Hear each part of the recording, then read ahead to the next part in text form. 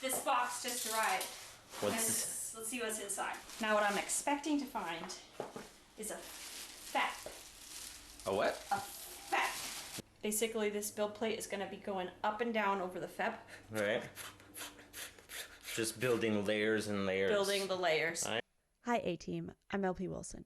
I've printed over 100 minis, painted 75 of them and counting, and I'm here to tell you how it all started. In October of 2020, I got an Anycubic Photon Mono as an early Christmas gift. I'd researched everything I'd need to print minis and which printer was the best quality while still on a budget. At $200 on sale, $260 when not, the Anycubic Photon Mono is a great performance to cost ratio. Merry Christmas, Lakely.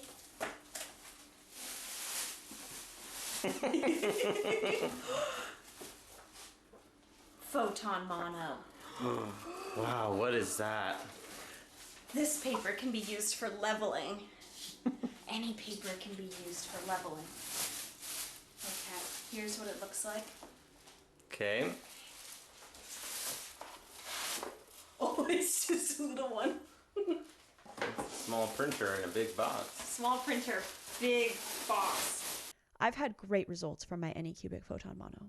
I've printed over 5 liters of resin and am yet to be disappointed. If you're looking to get into resin printing, I'd highly recommend this printer. You can see a hint of the Photon Mono. The Wow.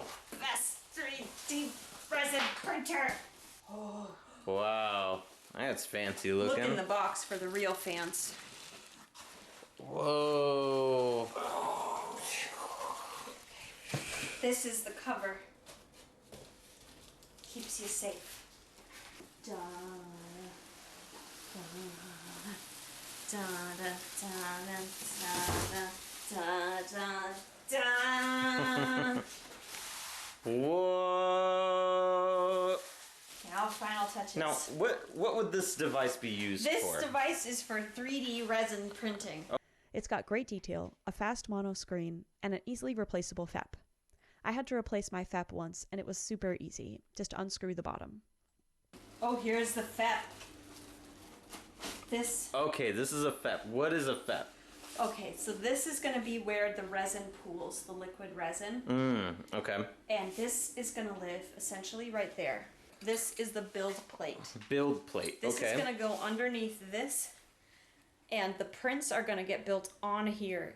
Basically, this build plate is going to be going up and down over the FEP. Right. Just building layers and layers. Building the layers. For me, 3D printing with the Photon Mono was a huge level up from what I was painting before, Nolzur's Marvelous Miniatures.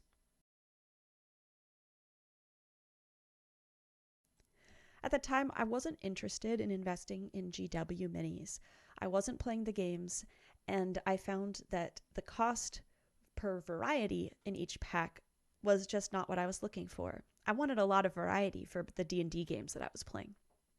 So 3D printing was perfect for me. This 3D printer allowed me to pick my favorite minis and print them in high quality at a time when it was difficult to go to stores to shop. Mini painting helped me connect with an online community during a time of isolation.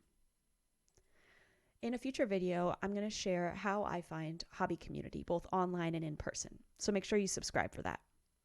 Oh, okay, so what would you make with this? 3D miniature prints. Wow. Fantasy characters. That sounds very artsy. Oh, yes. Are you an artist now? Well, all you have to do is plug and print and also set it up and level and all this stuff Yeah. too. So that's it. That's it. Thank Well, you what so a wonderful much. gift. Thank you. Merry Christmas. Merry Christmas. Merry Christmas, Merry Lakely. Christmas, Lakely. Bye. This is my only 3D printer, and I still don't feel the need to get another. If any of you have gotten some of the new high-res printers, especially if you've had the Photon Mono in the past, I'd love to hear how they compare. Do you think the difference in quality is noticeable? I'd love to hear your experience. And that's it for now. Help me out by liking and subscribing, and I'll see you next time.